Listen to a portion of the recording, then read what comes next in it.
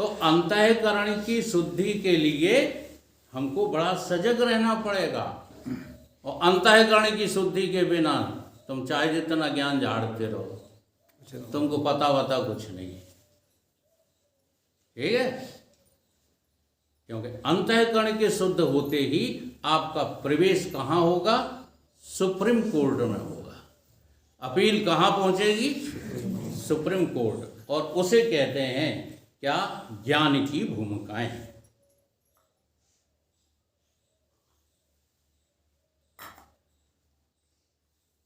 जहां से ज्ञान की भूमिकाएं शुरू होती हैं, वहीं से परम सत्य का अनुभव होना शुरू होने लगता है। और ज्ञान की प्रथम भूमिका का नाम क्या है? परमात्मा को पाने की इच्छा, शुभ इच्छा। तो वेदांत रटो मत। वेदांत रट करके आज सारा हिंदुस्तान खराब हो गया है। जी हाँ, क्योंकि वेदांतियों की कमी नहीं है संसार में। कोई इंग्लिश में बोलते हैं वेदांत, कोई संस्कृत में बोलते हैं, कोई हिंदी में बोलते हैं, पालन वालन कहीं नहीं दिख रहा। पालन करके देखो तो इसके अलावा और कहीं आनंद है ही नहीं। सारी नौकरी चाकरी ठेड़ पर रहेंगी, सारे काम धंधे ठेड़ पर रहते हैं। काहे की काम धंधे? काम धंधे आज तक बंद हुए हैं? बड़े बड़े महात्माओं ने, बड़े बड़े ज्ञानियों ने, जिनने तुमको जो है उपदेश दिए हैं, जिन्होंने शास्त्र जो है बनाए हैं, उनने तक काम धंधे बंद नहीं किए। हर समय खुशहाल रहना, कोई हमसे सीख ले, सब में रह के अलग रहना, कोई हमसे सीख ले। औरों की आंखों में आने के लिए तुम सज रहे। कह रहे हैं हमें बोलने की हुक है। बोलना तो हम तुम्हें इतना जो है बुलवा दें, लेकिन तुम आज्ञा का पालन तो करते ही नहीं। तुम्हें जो है चाहिए बोलने से क्या? वाहवाही। वाहवाही के लिए बोला थोड़ी जाता है ये वेदांत। वेदांत सुलझने के लिए बोला जाता है। औरों की आंखों में आने के लिए हम सज रहे। आंख में अपनी समाना, कोई हमसे सीख ले। हम दूसरों की आंखों में आने के लिए सजते रहते हैं। कोई हमको अच्छा कहे, कोई हमको गुरु कहे, कोई हमारी पूजा करे। ये अपने आप होती है, इसका भी तजुर्बा नहीं है तुम्हें? सही, करानी नहीं पड़ती। हमको पूजा करानी होती तो जज की नौकरी करते, है ना? फॉरेस्ट में जो है रेंजरी छोड़ करके यहाँ काहे को भटकते फिरते पूजा करानी होती। पूजा कराने के संसार में बहुत उपाय हैं, परंतु ये बात समझना ही नहीं चाहते हो। बोलने से पूजा होती है। सत्य बोलोगे ना तो अपने आप लोग जो है उस बात को स्वीकार करेंगे कि यहाँ झूठ के लिए निशान ही नहीं, झूठ के लिए स्थान ही नहीं है। तो औरों की आंखों में कैसे सज रहे हो?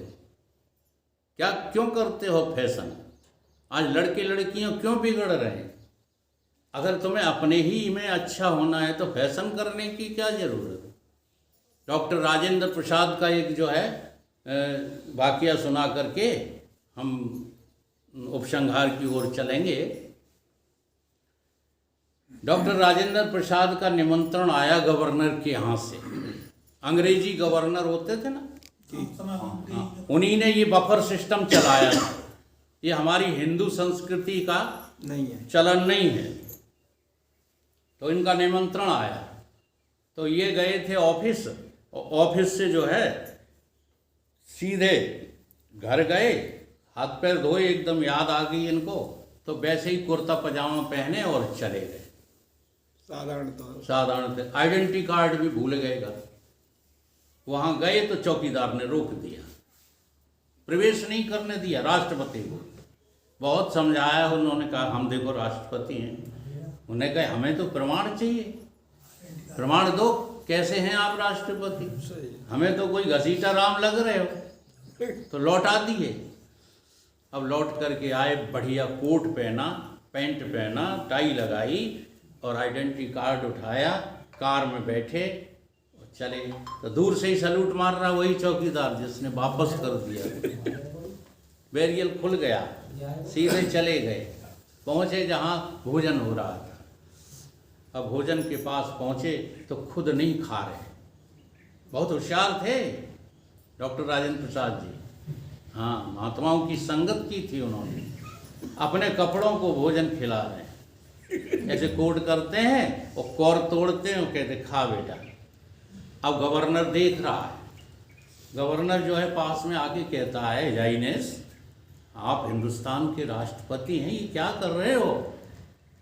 ये कौन सा तरीका है इस तरह से कपड़ों को भोजन दिखा रहे हो? कपड़ों को लगाया जाए।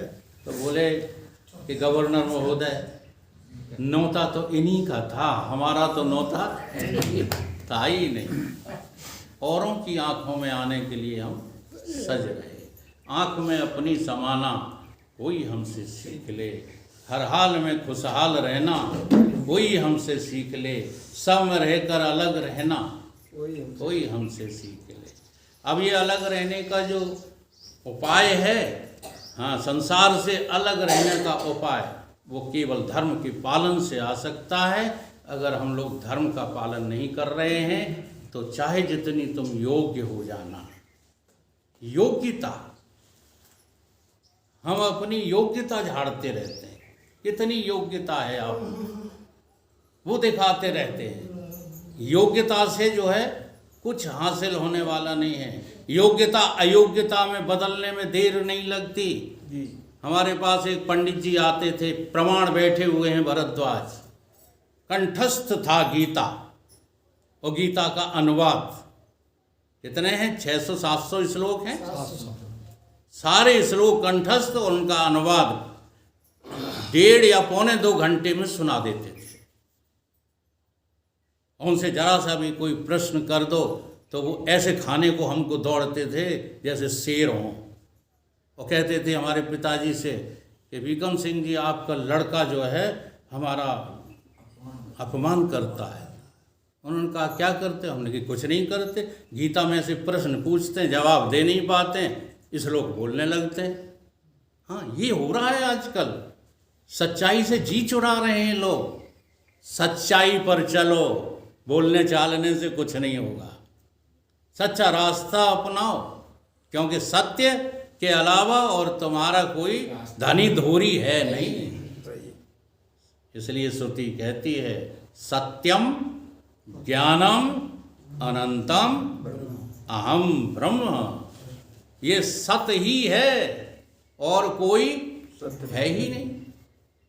लेकिन जब तक सत्य तुम्हें मिला नहीं है तब तक बहुत कुछ है। हाँ जी, और जहाँ तुम्हारी अनुभूति तुमको जो है प्रेरित कर रही हो, बस वहीं से साधना हमको प्रारंभ करना चाहिए। अगर आप जो है संसार से सुख मांग रहे हो, ढूंढ रहे हो, इसमें आसक्त हो, तो कभी भी जो है ये दुख रहित हो नहीं सकते। सारे संसार के सुखों में दुख भरा पड़ा है, सारी निपुणता में जो है अक्षमता भरी पड़ी है, सारी सजावट में जो है दुर्गति भरी पड़ी है। आप कभी भी जो है दुखी होने से बच नहीं सकते अगर सत्य का जीवन में पालन नहीं करोगे। तो आप भी गुनगुनाएंगे। मेरा समय भी जो है पूरा होने जा रहा है। इस जग में सुखासक्त मानव,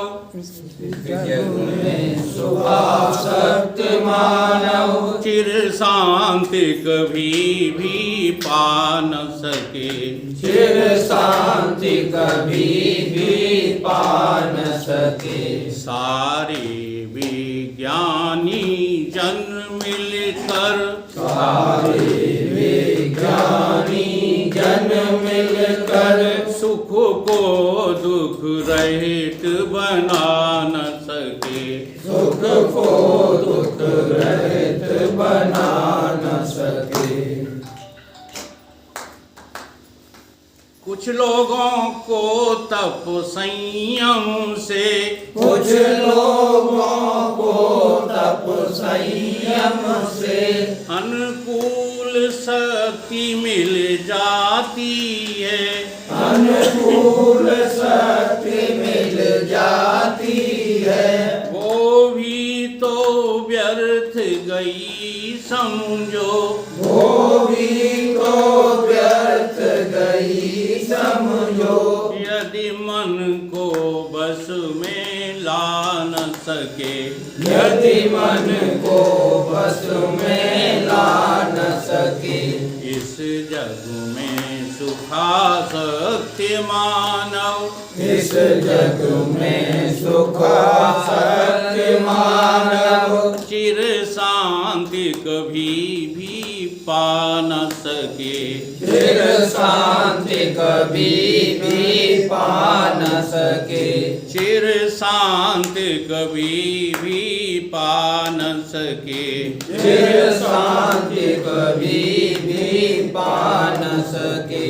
जो तंत्र मंत्र औषधियों से, जो तंत्र मंत्र औषधियों से सबको निरोग कर सकते हैं, सबको निरोग कर सकते हैं।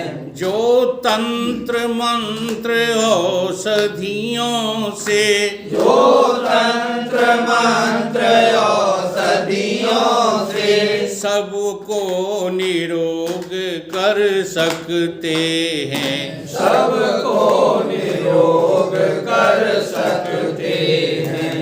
उनका भी क्या प्रभाव होगा, उनका भी क्या प्रभाव होगा, कामादिक रोग मिटा न सके, कामादिक रोग मिटा न सके।